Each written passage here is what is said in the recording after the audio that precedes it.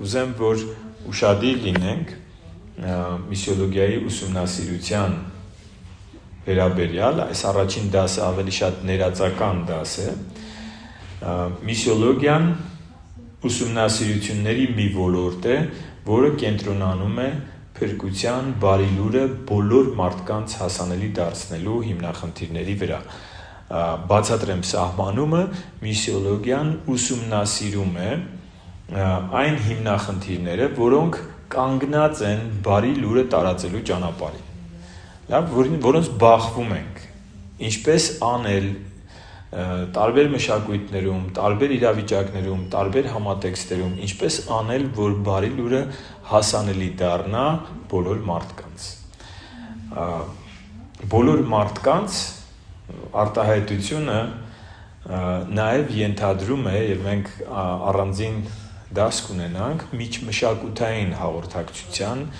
վերաբերյալ, այսինքն ոչ միայն մեր մշակույթի մարդկանց, ոչ միայն մեր շրջապատի մարդկանց, այլ Տեր Հիսուսի հանձնարարությունը բոլոր մարդկանց, մինչև աշխարհի ծայրերը հասնելն էր եւ բարի լուրը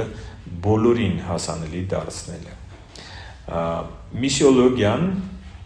Միսիոլոգիա առարկան հիմնված է մեծ հանձնարարականի վրա, որը կարծում եմ բոլորս լավ գիտենք։ 3 հատված կարդամ Աստվածաշնչից, Մատթեոսի ավետարան 28-րդ գլխի 18-ից 20 խոսքերը։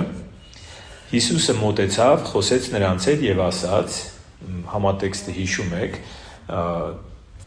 համբարձվելուց առաջ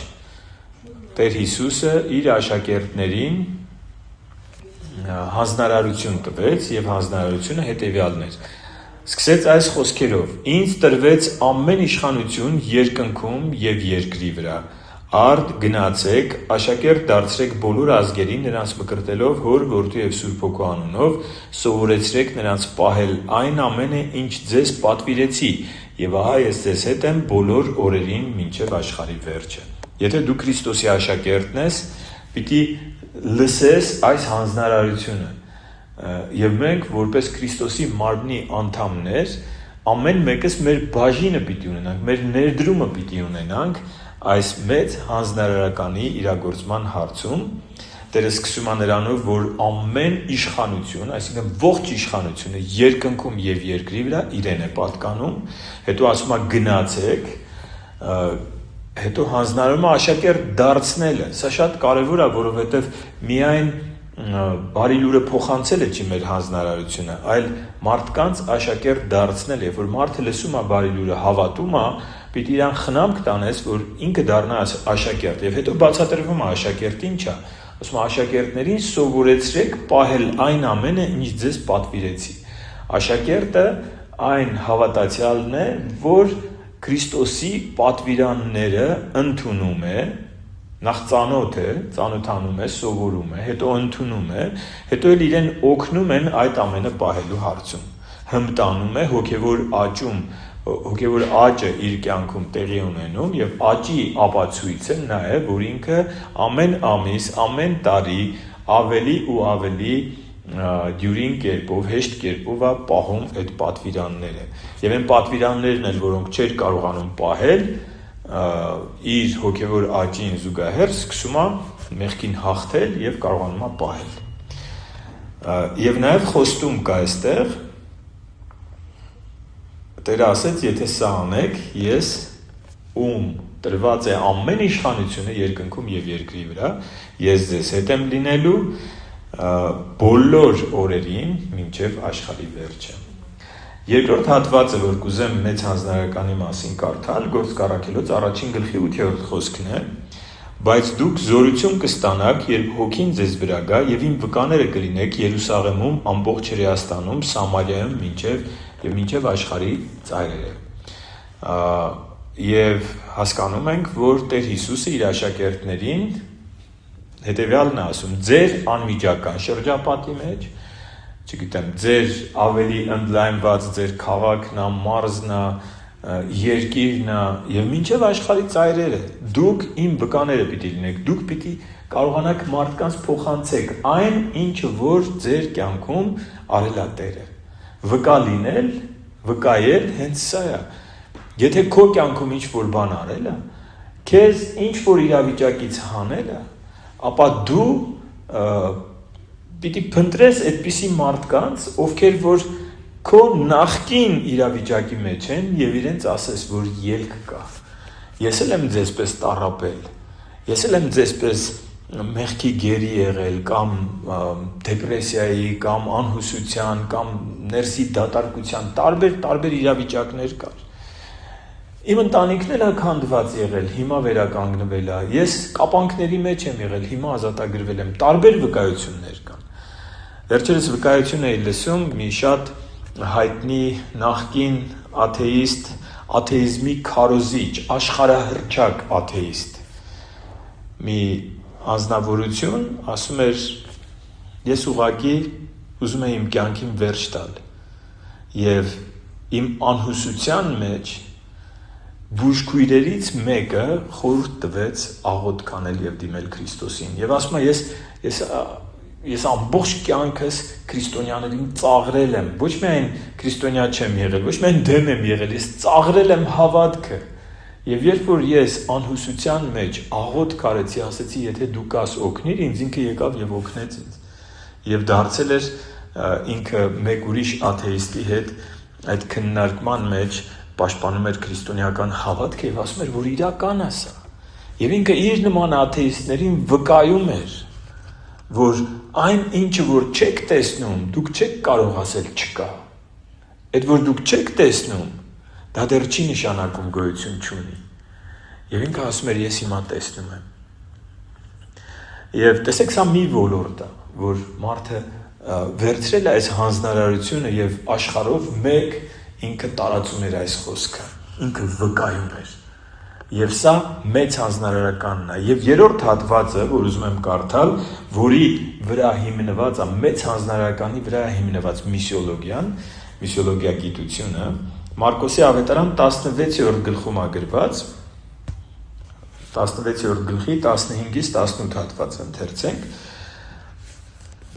Ապա նրանց ասաց, գնացեք ամբողջ աշխարհով մեկ եւ բոլոր արարածներին ավետարանը քարոզեք, ով հավատա ու մկրտվի, կփրկվի, իսկ ով չհավատա,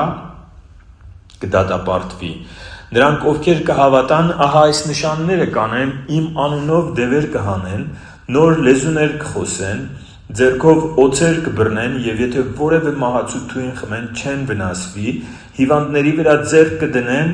ու նրանց կբժշկեն։ Այս հանձնարարականը նաև խոսում է նշանների մասին եւ հրաշալի նշաններ կան այստեղ գրված հավատացողներին հետաքրքիր է որ այստեղ չի ասում դուք այսպիսի բաներ կանեք իհարկե հավատացողների մեջ նաև աշակերտներն են մտնում բայց ասում է ով հավատա նրանց այս նշանները կհետևեն նրանք այս նշանները կանեն Իմ անունով դևեր կհանեն, նոր լեզուներ կխոսեն,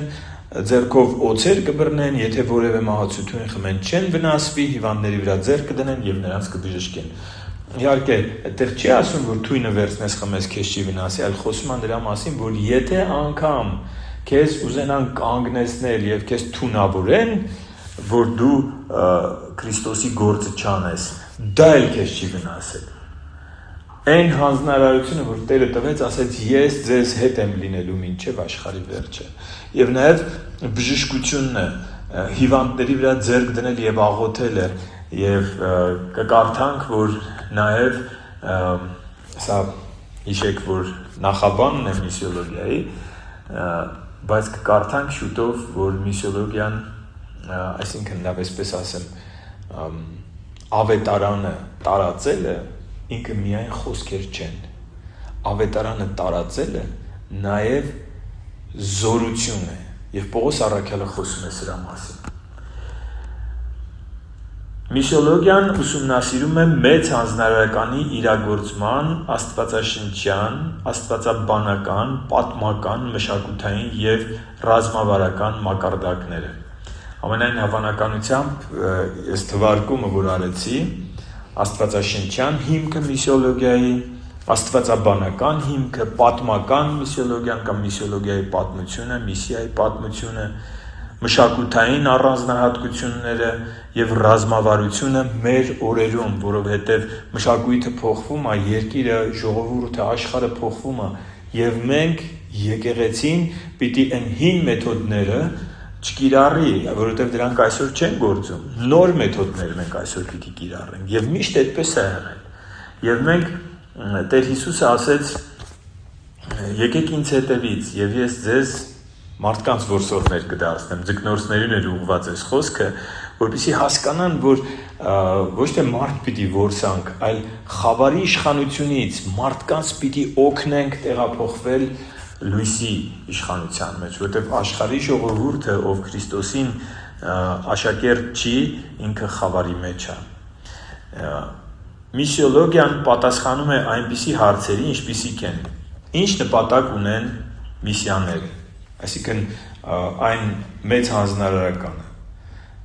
ինչ նպատակ էր հետապնդում, ինչպես է միսիան սկսվել, ինչ հիմքեր կան դրա համար Աստվածաշնչում, ինչպես կարող ենք գործել տարբեր համատեքստերում եւ մշակույթներում։ Ես աստվածաբանական համալսարանում դասավանդում եմ մշակութային հաղորդակցություն առարկան եւ այնտեղ շատ օրինակներ կա, որ շատ նվիրված միսիոներներ, որ իրենց կյանքն են դրել, ժամանակն են դրել, գնացել են ուրիշ երկիր, անգամ այնտեղ մի օրինակ կար, որ դպրոց են հիմնել։ Իմ երազանքներից մեկն է, որ դպրոց հիմնենք, հանրակրթական դպրոց, որտեղ աստվածաշնչյան սկզբունքներով կրթություն կլինի երեխաներին։ Այսպիսի հասել են մեծ հաջողության, դպրոց են հիմնել եւ ուսուցիչներից մեկի, չեմ հիշում, ուսուցիչն էր մահանում, թե ընտանիքի անդամն էր մահանում եւ մեկ մշակութային սխալ են անում, որովհետեւ չեն ուսումնասիրում տվյալ երկրում, տվյալ ժողովրդի մեջ որն է մշակութային առանձնահատկությունը եւ արևմտյան մտածելակերպին համահունչ այդ օրը դասերը չեղարկում են, բոլորով գնում են, ցավակցում են, հետո գալիս են հաջորդ օրվանից դասերը շարունակում են։ Այնինչ այդ մշակույթի մեջ սա ամենամեծ վիրավորանքներից մեկն էր։ Այնտեղ մի քանի օր պիտի նստեին ուղակի սքացողի կողքին, եւ սա արհամարանք էր։ Եվ դրանից հետո ոչ ոք իր երեխային չի ուղարկում այդ դպրոցը ու փակվում է այդ միսիոներական դպրոցը, որտեղ երեխաներ էին կրթում եւ ձախողված վերադառնում են իրենց երկիր, որովհետեւ այլևս այսինքն չէին ուսումնասիրել։ Այսպիսի շատ նրբություններ կան, որը տարբեր մշակույթների մեջ տարբեր կերպեր է սովորեցնում ավետարանի ուղերձը հասցնելու համար։ Նաեւ նույն մշակույթի մեջ կան տարբեր ենթամշակույթներ։ Ասենք մենք գիտենք, մեր կան Հայաստանում ենթամշակույթը, մշակույթի մեջ տարբեր մշակույթներն է։ Օրինակ այս ենթամշակույթի մեջ անուններ չեմ ուզում տամ, բայց կան մարդկանց մի խումբ, որ այն մյուս խմբին չի ընդունում։ Սրանք նրանց համար են տարօրինակ, նրանց համար են տարօրինակ, իրար չեն ընդունում։ Սրանք ենթամշակույթներն են։ Եվ նույն Երևանի մեջ օրինակ տարբեր թաղամասեր իրենց տարբեր ենթամշակույթ ունեն, կամ երիտասարդները, պատանիները իրենց ենթամշակույթ ունեն, շատ շարունակեմ, բայց մենք պիտի ավետարանի ուղերձը չփոխենք, չհամապատասխանեցնենք իրենց, այլ կերպը համապատասխանեցնենք։ Պողոս առաքյալը հրաշալի կերպով սա ասում է իր խոսքի մեջ, որ հրեայի հետ հրեայի պես եղա, հեթանոսի հետ հեթանոսի պես եղա, մեղավորի հետ մեղավորի պես եղա, ոչ թե մեղք էի գործում, այլ այնպես է անում, որ իրեն հասկանալի լիներ ավետարանի ուղերձը։ Ամենը եղա, որպեսզի իրեն շահեմ։ Եվ սա է նաև մշակութային առանձնահատկությունը, եւ միսիոլոգիա առարկան պատասխանում է հենց այս հարցին, ինչպես տարբեր մշակույթներում, տարբեր համատեքստերում հասանելի դարձնենք ավետարանի ուղերձը։ Նաև այս հարցը, ինչ է զգում Աստված կորսվողի կորուստի առումով, իր սիրտը ինչպիսին է եւ ինչ է ակնկալում եկեղեցուց միսիոներության առումով, որոնք են մեծ հանձնարարականի իրագործման տեսական եւ գործնական կողմերը եւ շատ նմանատիպ հարցեր։ Գիտեք, մենք հասկանում ենք Աստվածաշնչից, որ բարի լուրը մենք ոչ միայն պիտի տեղեկացնենք մարդկանց։ Այդպիսի բան կա, չէ՞, ես ասեցի, կուզես լսի, կուզես մի լսի, կգնաս դժոխք, դա քո գործն է, կարևորը ես ասեցի։ Մարդիկ մտածում են, որ կարևորը իրենք են, որ իրենք գնան Աստծո առաջ կանգնեն, Աստված հանկարծ չասի, ինչու չասեցիր։ Սա լավ մտածելակերպ է, բայց սա ամբողջը չի։ Այստեղ սեր չկա։ Եթե մարդը զգում է, որ դու ավելի շատ անհանգստացած ես, որ դու ասես, այլ անհանգստացած չես, ինքը կընդունի, թե չէ, իր համար ընկալելի է, թե ընկալելի չի։ Ինքը սեր չի տեսնում։ Գնալու ես Աստծո առաջ կանգնես, Աստված ասես, որ քո երեխան լիներ, այդպես կասեիր, թեև շատերը իրենց երեխաներին են այդպես ասում, բայց այդտեղ սեր չկա։ Որ քո ամենաթանկ մարդը լիներ, կասեիր, մեր ասացվածքի պես, քո մուրը, քո գլուխը, ոնց կուզես արա, իմ գործը ես արեցի, ես ասեցի, վերջ։ Սա Աստծո սիրտը չի։ Պողոս առաքյալն ասում է, Քրիստոսի փոխարեն, Քրիստոսի տեղ աղաչում ենք ձեզ, հաշտվեք Աստծո հետ։ Այստեղ սեր ենք տեսնում։ Այստեղ տեսնում ենք, որ Քրիստոս իր աշակերտի, իր ծառայի միջոցով աղաչում է։ Պատկերացնում եք, Տերերի Տեր, թագավորների թագավոր, որ ասում է, ես եմ սկիզբը եւ վախճանը, ես եմ ալֆան եւ օմեգան, ինձ է տրված ամեն իշխանություն երկնքում եւ երկրի վրա, աղաչում է մեկ մեղավորի, որ նա հաշտվի Աստծո հետ։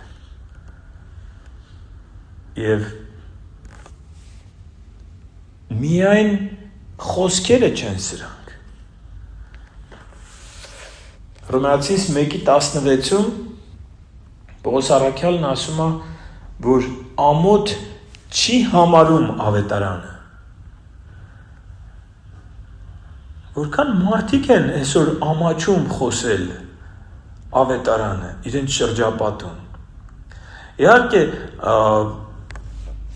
մարդիկ կան, որ խոսում են ավետարանը, բայց ողջամիտ կերպով չեն խոսում, ավելի շատ տարօրինակ մարդու տպավորություն են թողնում։ Այն մարդը, որ ասում է, կուզես լսի, կուզես չես մի լսի, սկսում է դժոխք ուղարկել մարդկանց, չգիտեմ ինչ անել, ինքը տարօրինակ մարդու տպավորություն է թողնում։ Եվ հենց սա է, որ միսիոլոգիան ուսումնասիրում է, իսկ ինչպես անենք, որ քո շրջապատում, քո վկայությունը խելքը գցած մարդու վկայություն չլինի, այլ մարդուն մտածել տա։ Կրկին հիշեցի այդ նախկին աթեիստին, որը աթեիստական մի ամբողջ ուղղություն էր հիմնել եւ ամենահայտնի աթեիստներից մեկն էր, որը կրոնին դեմ էր քարոզում։ Երբ որ ինքը խոսում էր, ես լսում էի ու ասում էի, ինչ խելացի է, կարելի է սովորել իրենից։ Եվ ես կարծում եմ շատ անհավատներ էլ որ լսեն, գուցե չընդունեն իր ասածները, բայց չեն կարող ասեն, որ այս մարդը խելքը գցել է։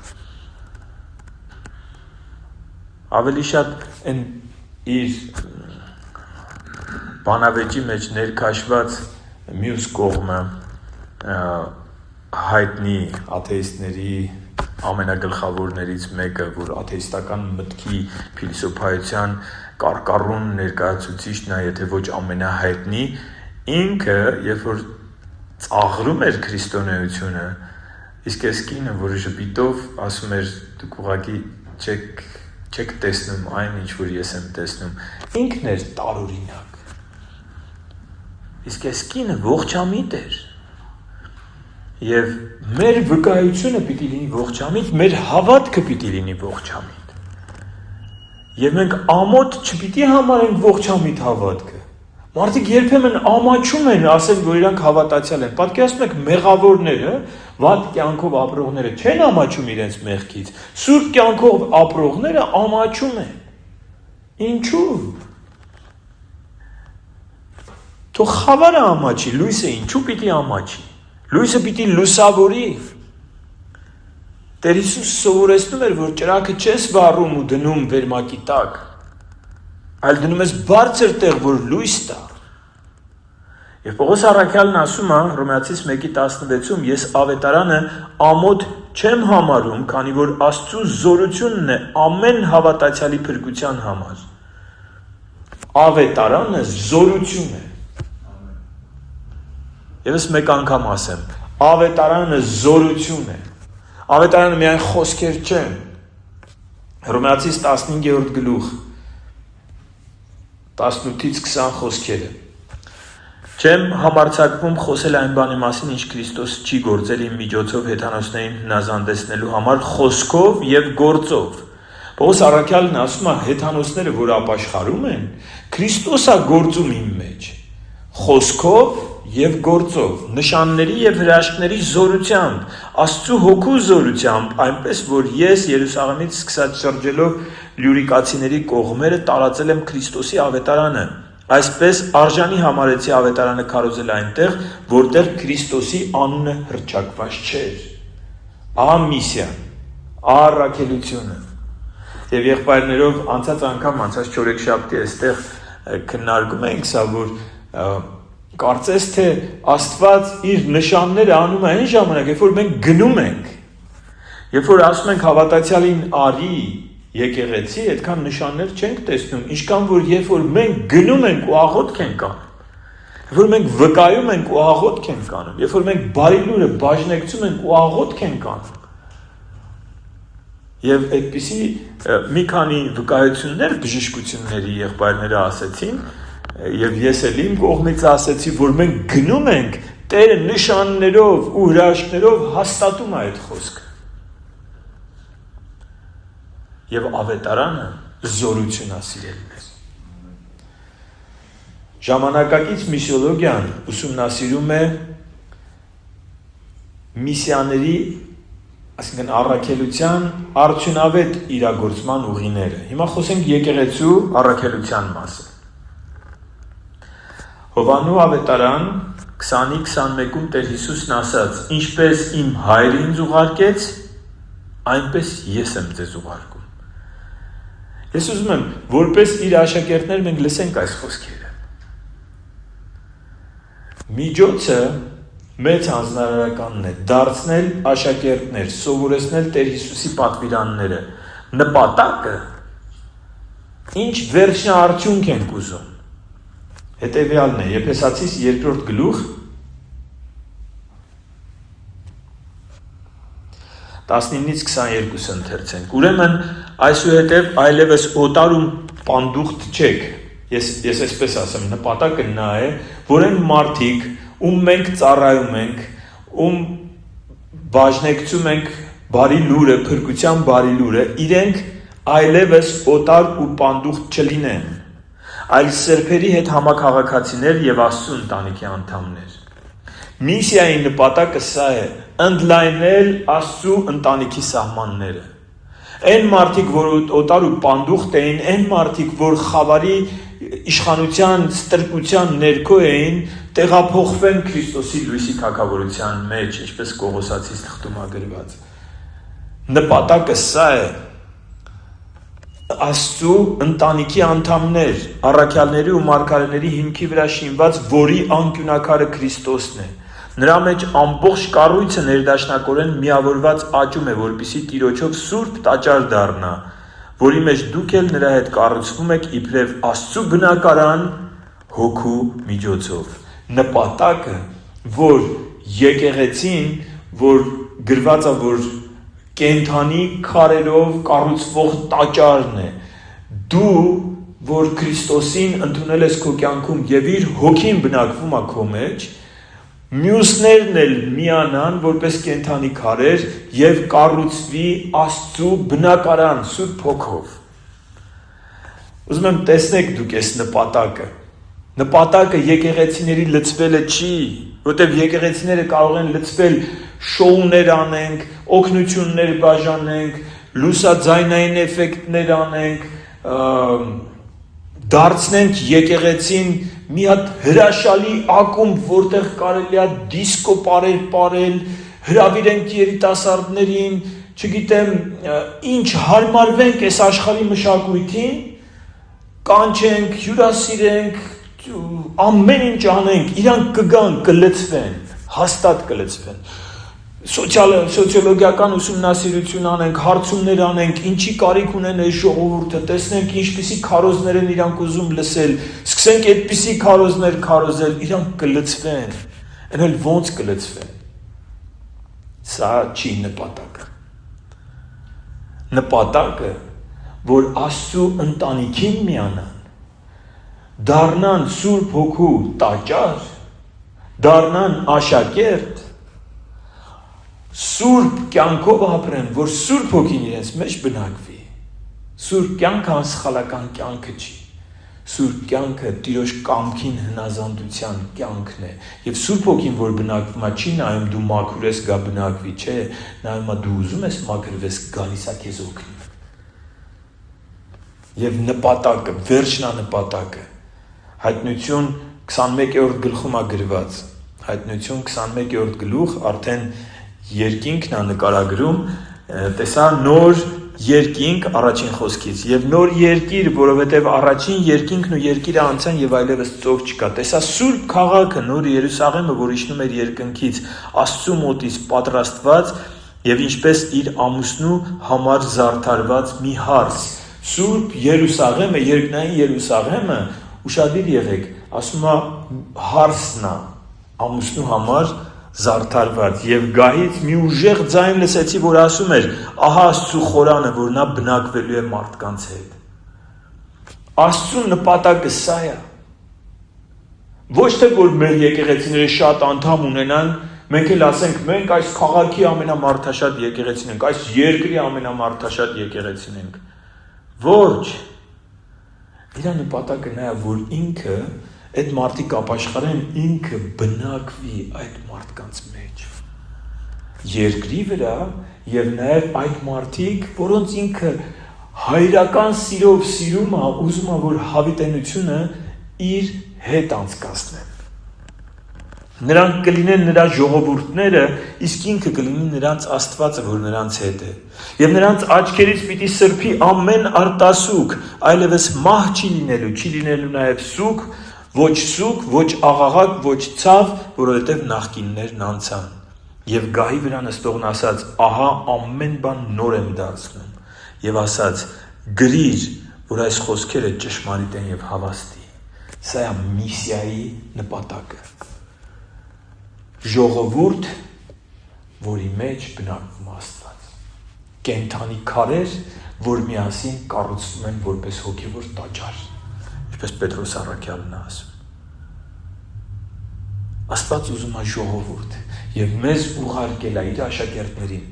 միսիան առաքելությունը, եկեղեցու առաքելությունը սա է։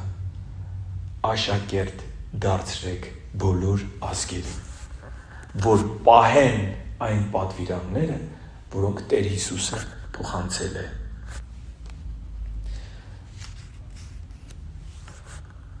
Եվ շարունակության մեջ, եկեք կարդամ շարունակությունը, որովհետև շատ կարևոր բան կա այստեղ։ 6-րդ խոսքը. եւ ինձ ասաց. ես եմ ալֆան եւ օմեգան, սկիզբը ու վերջը։ Ես եմ ծարավածին ձրի տալու կենաց ջրի աղբյուրից։ Հաղթողն է դա ժառանգելու, եւ ես նրա Աստվածն եմ լինելու, իսկ նա իմ որդին է լինելու։ Հաղթողն է դա ժառանգելու, ես ուզում եմ արձագանքի է այստեղ այս խոսքը։ Հաղթողն է դա ժառանգելու։ Իսկ վախկոտների, անհավատների, պիղծերի, մարդասպանների, պոռնիկների, կախարդների, կռապաշտների եւ բոլոր ստախոսների բաժինը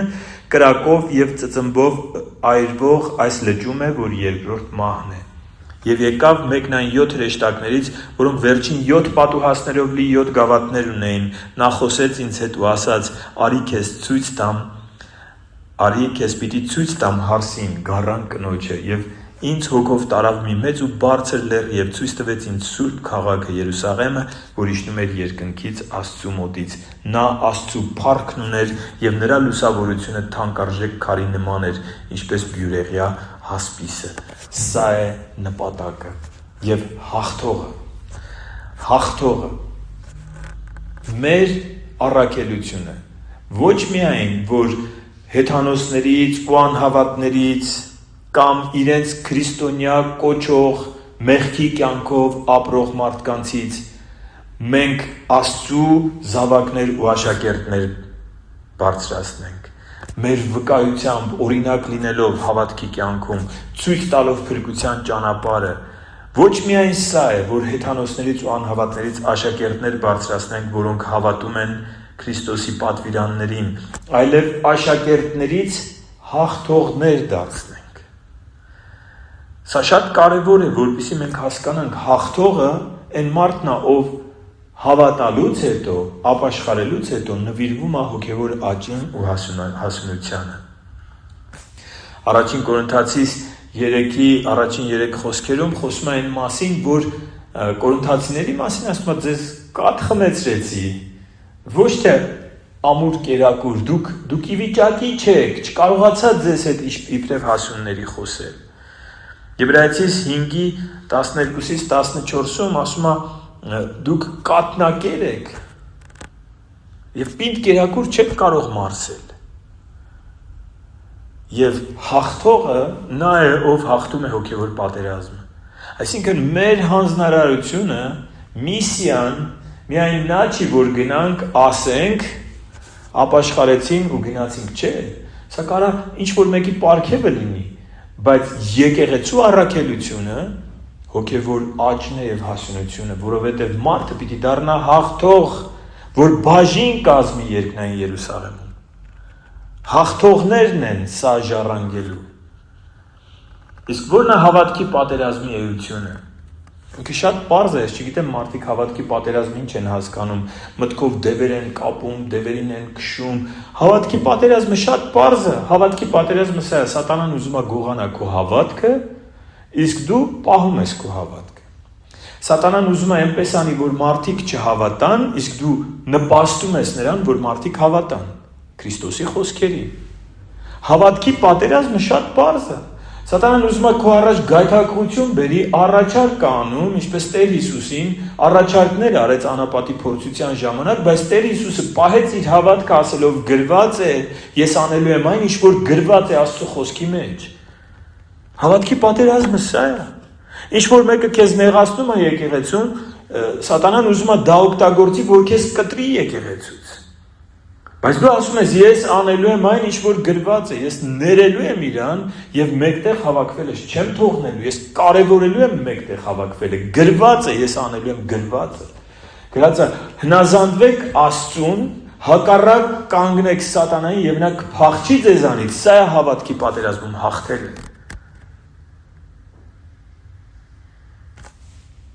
Եվ 2-3 օրինակ ասեցի, բայց շատ բաներ կա, որ գրվածին հակառակն է համոզում, վախացնելով, գայթակղելով, առաջարկներ անելով, մտքեր տալով, ու մենք հաղթում ենք, մենք պահում ենք մեր հավատքը, ինչպես Պողոս առաքյալն է ասում, բարի պատերազմը պատերազմեցի, ընթացքս կատարեցի, հավատքս պահեցի։ Եվ ինքը դրանից հետո ասում է, մնում է փառքի պսակ, այսինքն ես, քանի որ հավատքս պահել եմ, ժառանգություն ունեմ Քրիստոսի ընտանիքի մեջ։ Հավատքի պատերազմի էությունը, հաղթանակի ապացույցները, հասկացանք որն է, բայց հաղթանակը պիտի ապացույց ունենա։ Եթե դու ամեն անգամ թեթև գայթակղությունից նեղվում ես, գիտեք, ամենաշատը սատանան ոնց է մարդկանց հաղթում հավատքի կյանքում։ Երբ որ մարդ ցանկացած մարդ կարա սայթակի ընկնի, ունենա իր հավատքի կյանքում այսպես անկումային ընթացք եւ սատանան ասում է դրանից հետո ինչ երեսով ես դու գնում եկեղեցի։ Դրանից հետո ինչ երեսով ես Աստվածաշունչը վերցնում ու կարդում։ Դրանից հետո ինչ երեսով ես գնում աղոթք անելու։ Ավելի լավը մեկա քո մոտ չի ստացվելու։ Թող հավատքի կյանքը վերադարձիր աշխարհ։ Իսկ հաղթանակը սա է, գրված է։ Գրված է, որ իմ հայրը, անգամ եթե ես ընկել եմ, աչքը ճանապարհին սպասում է իմ ապաշխարությանը ու դարձի գալուն։ Էլ ում մոտ գնամ։ Հիշում եք աշակերտների խոսքը Տեր Հիսուս ասեց, ուզում եք դուք էլ գնացեք, ասեց, ում մոտ գնանք, դու քո մոտ են կյանք տվող խոսքերը, հավիտենական կյանքի խոսքեր կան քո մոտ։ Ուր գնանք, ուրիշ ուր գնանք, ինչքան էլ ընկած լինես։ Հաղթանակը ունի ապացույցներ։ Դա մեղքին հաղթելն է։ Եվ հաղթանակի պտուղը դա ներված լինելու զգացողությունն է եւ ուրախությունը, որ գալիս է։ Դու զգում ես ինչպես է Սուրբ Հոգին ասում քեզ, ապրես, ճիշտ ես անում։ Եվ ուրախություն է գալիս։ Եվ մենք պիտի, այս ինչի այսքան ասեցի, սա միսիան է։ Մենք պիտի աշակերտներից, լավ, հավատացյալից քարոզեցինք, մարդը դարձավ հավատացյալ, հավատացյալից դարձնում ենք աշակերտ, աշակերտից դարձնում ենք հաղթող, եւ հաղթողը երրորդ քայլը եկեղեցու առաքելության նա է, որ հաղթողը ինքը պատրաստում է հաղթողներ։ Երկրորդ Տիմոթեոս 2:2-ում գրված. Եվ այն, ինչ ինձնից լսեցիր բազում վկաների ներկայությամբ, հաղթող Պողոս առաքյալը հաղթող Տիմոթեոսին տալիս է հանձնարարություն։ Այն, ինչ ինձնից լսեցիր բազում վկաների ներկայությամբ, հավատարիմ մարդկանց փոխանցիր, որոնք ընդունակ են ուրիշներին ևս ուսուցանելու։ Լավ մարզիչը ունի հմտություններ։ Եվ կարծես, ինչ-որ սպորտաձևի մեջ լավ մարզիչը իր լավ աշակերտին ասում է. գտիր հավատարիմ մարդկանց եւ այն գաղտնիքները, որ ես քեզ փոխանցել եմ, որ դու հաղթանակող լինես հավատքի կյանքում, փոխանցիր մյուսներին եւ իրանց էլ հանձնարարիր, որպիսի հավատարիմ մարդիկ գտնեն եւ փոխանցեն, այնպիսի մարդկանց փոխանցիր, որոնք ունակ են մյուսներին փոխանցելու։ Տեսնում եք եկեղեցու հանձնարարությունը, եկեղեցու առաքելությունն ասա։ Եբրայեցիս 13:7-ում է գրված. Հիշեք ձեր առաջնորդներին, որոնք Աստծու խոսքը խոսեցին ձեզ, նայեք նրանց կյանքի վախճանին եւ հետևեք նրանց հավատքի օրինակին։ Եվ 17-րդ խոսքում գրված է, որ ձեր առաջնորդներին լսեք եւ հնազանդվեք։ Այսպիսի առաջնորդներին, ոչ թե պարտվող առաջնորդներին, որոնց կյանքին երբեք չեք ուզենա նմանվեք, այլ հաղթող առաջնորդներին լսեք ու հնազանդվեք, որովհետև նրանք հսկում են ձեր հոգիները, որպես թե հաշիվ են տալու ձեր փոխարեն, թող նրանք դա ուրախությամբ անեն, այլ ոչ թե հառաչելով, քանի որ դա ձեզ օգուտ չէ։ Եկեղեցին ունի առաքելություն։ Եկեղեցին ես եւ դու ենք։ Եկեղեցին են քարե շենքը չի։ Քարե շենքը չունի հանձնարարություն։ Քարե շենքը ունի նպատակ, կառուցվել է, որպեսզի այնտեղ հավաքվի եկեղեցին։ Եկեղեցին մարդիկ են։ Եկեղեցին դու ես, եկեղեցին ես եմ, եւ եկեղեցին ունի հանձնարարություն։ Եվ այս առաքելությունը քո առաքելությունն է։ Մենք պիտի բանակ լինենք, որ խավարի թագավորությունը հալածենք, որ նվաճենք տարածքներ։ Տարածքը ֆիզիկապես տարածք չի, մարդկանց հոգիները շահելու մասին է խոսքը։ Նա մեզ տվել է իշխանություն, եւ յուրաքանչյուր մարդ, շատ հետաքրքիր հատված կա Հռոմեացիս 8-րդ գլխում, ասում է, ինչպես գնան, եթե չուղարկվեն։ Պողոս առաքյալը հոգեորապես ամրանում ու աճում էր, մինչև առաքյալները ձեռք դրեցին իր եւ Բարնաբասի վրա, աղոթեցին եւ ուղարկեցին ծառայության։ Այստեղ տեսնում ենք նաեւ խոնարհություն, որովհետեւ մարդիկ կան, որ քնում զարթնում են ու ասում են. ես առաքյալ եմ։ Դու պիտի ուղարկվես, դու պիտի քո վրա եղած իշխանությունը հարգես։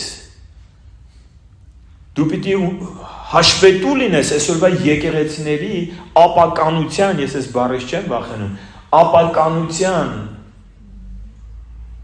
հիմնական պատճառներից մեկը նա է, որ ոչ մեկին հաշվետու չեն, թափանցիկ չեն եւ հաշվետու չեն։ Եվ ինչ ասես կատարվում է խավարի մեջ։ Թափանցիկ եւ հաշվետու իշխանություն պիտի լինի քո վրա, ում դու հաշվետու ես։ Մեկը պիտի քեզ ուղարկի ծառայության, որ դու գնաս, եւ դու պիտի հաշվետու լինես։ Եվ սա Աստվածաշնչի սկզբունքն է։ Եվ իմ ժամանակը լրացավ, բայց կխոսենք, կարծում եմ լավ առարկա ենք սկսում միսիոլոգիան, կխոսենք միսիայի եկեղեցու առաքելության մասին եւ առանձնահատկությունների մասին։ Ամենավերջում Հռոմեացիս 10-րդ գլխում գրված է, որ որքան գեղեցիկ են նրանց ոտքերը, ովքեր բարի լուրն են տարածում, ավետարանն են տանում մարդկանց, եւ ասում է, որ լսելուց է հավատքը եւ լսողները, որ պիտի հավատան, պիտի լսեն այն, ինչը որ Աստծո խոսքից է, իսկ լսելն էլ Քրիստոսի խոսքից։ Եվ աղոթեք մյուս դասերի համար, որ Տերը առաջնորդի, որպեսզի այս կարճ ժամանակամիջոցում, մենք սովորաբար 6 դաս ենք անում ամեն դասընթացը, ամենակարևորը ինքը շատ ծավալուն առարկա է, փորձեմ Տիրոջ օգնությամբ ամենակարևորը վերել այս 6 դասերի մեջ, որպեսզի եկեղեցուն, թե մեր եկեղեցուն, թե ընդհանրապես եկեղեցուն օրհնություն լինի այս դասընթացը։ Ես կարծում եմ մենք շատ կարիք ունենք այս գիտելիքի։ Եկեք աղոթենք։ Տեր, խնդրում եմ, որպեսզի ամեն այս ուսուցումը լսողների սրտում բոցավառես քո հանձնարարության, եկեղեցու առաքելության, միսիայի կրակը։ Թող քո աշակերտները խավարով լցված այս դարում լույսի պես են լույսը, որ դու ասացիք, դուք եք աշխարհի լույսը, այդպես պայծառ լույսի պես շողշողան։ Արդարները, որ ասում ես, արեգակի պես պիտի ծագեն, այդպես թող արդարներ բարձրանան եւ քո լույսը տարածեն։ Մենք ուզում ենք քո հոգին գործի եւ այո, ավետարանը խոսքով եւ գործով լինի եւ քո հոգու նշաններով ու զորությունով հաստատես քո զավակների վկայությունները, բարի լուրը, փրկության ու հավիտենական կյանքի բարի լուրը։ Օգնիր մեզ եւ առաջնորդիր նաեւ հետագա դասերի մեջ եւ լսողների սիրտն էլ պատրաստիր, որ այս ուսուցումը միայն գիտելիք չլինի, այլ կյանք դառնա, որ փառավորվի քո անունը եւ շատ հոգիներ, շատ հմտացած վկայողների, շատ հմտացած քո աշակերտների, հաղթող աշակերտների վկայության շնորհիվ դառնան դեպի քեզ